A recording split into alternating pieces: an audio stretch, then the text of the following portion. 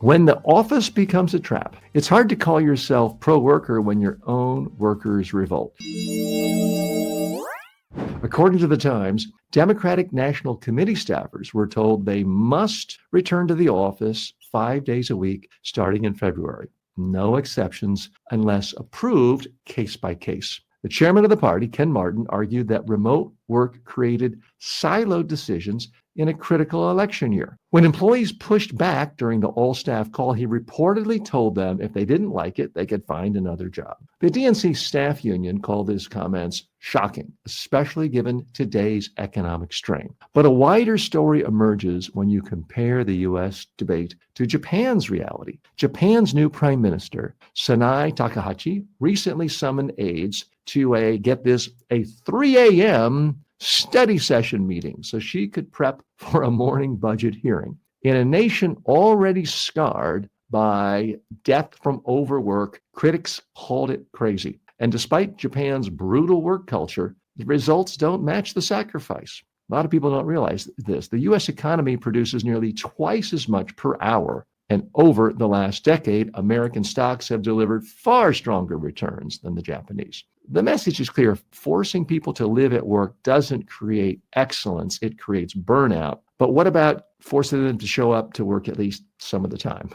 So what's the real message here? The workers at the Democratic National Committee who don't want to show up should, in fact, find a job elsewhere. Working from home is something you have to earn because your excellence is so good. The value you create is so powerful that organizations can't get along without you and will work on your terms. But the default position should be show up at the office because it fosters communication. And I hate to tell you, the Democratic Party needs to get better at communication, not worse. Let's dig a little deeper here. So I didn't even realize this, but not all members of the Democratic Party who work there are unionized, but many of them are. They're a part of a union, and for the record here, I'm certainly not anti-union. I think unions are what created a great middle class in the United States. And you look at the time, whether it's MAGA or anyone else who say, wow, let's make America great again, they often look back to the 1950s, early 1960s. Well, guess what? A third of the workforce,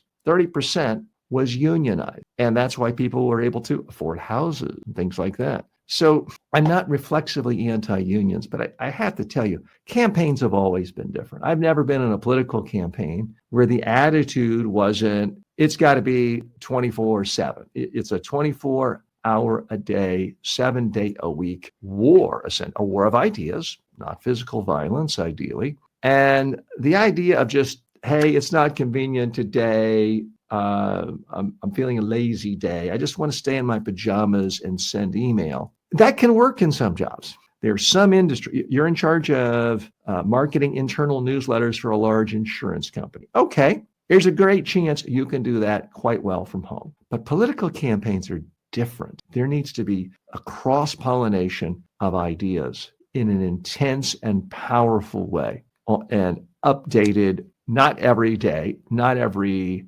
half day, but really every 10 minutes sometimes. You've got to be able to react very quickly. And I'm sorry, it's just different than the boss saying, hey, get in here, everybody, look at what I see on the screen. Our opponent is imploding, and having 12 staffers come in and being able to say, get the release out here, put this out on social media. Let's get a statement to our candidates. You have to be able to do things like that where everyone's looking at each other. Everyone's absorbing the same information, where there is sometimes central leadership and sometimes collaboration. It's very hard to do that all on a Zoom call. I'm sorry. And just sending out things on Slack, it can create Slack. So I frankly do not feel sorry for members of the Democratic National Committee. Now, if you are a purely technical operator or you are an extremely low-paid typist, I don't think they have typists anymore. I mean, there's certain jobs where there's not a strategic function, and maybe you're working part-time. Okay, I get it. But if you want a full-time salary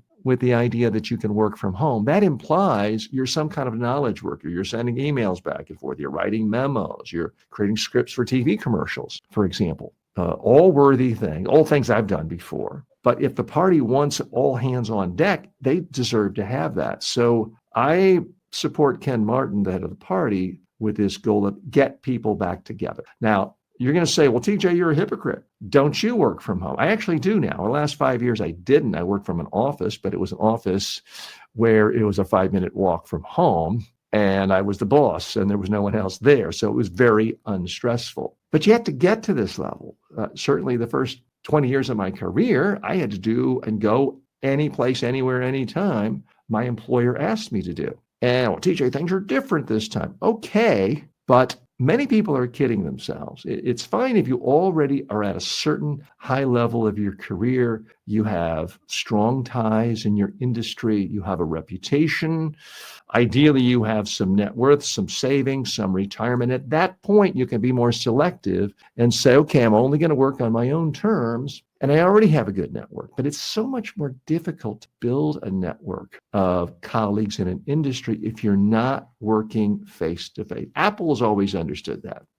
Steve Jobs really understood and he designed his buildings in a way to foster spontaneous conversations. So people who work in different divisions would have to walk past each other to the lunchroom, to the restroom, to the water, and just boom, have cross-pollinating conversations. The Democratic Party needs that as well. You need that. And that's the problem with something like a Skype or I'm dating myself, Skype. No one uses Skype, or very few people do. With Zoom, with Microsoft Office, Teams, all of those things, it's not easy to just start a spontaneous conversation of, hey, how was your weekend? Or, how'd your kid's soccer game do? People could do it online, but they don't. So that's why I think that my advice to young family members, other people who are starting out their career, if you have a choice between two jobs, one lets you work from home, freedom. The other says get into the office. Take the job that has the office requirement. You will learn so much more. You will gain mentors. You will learn from colleagues.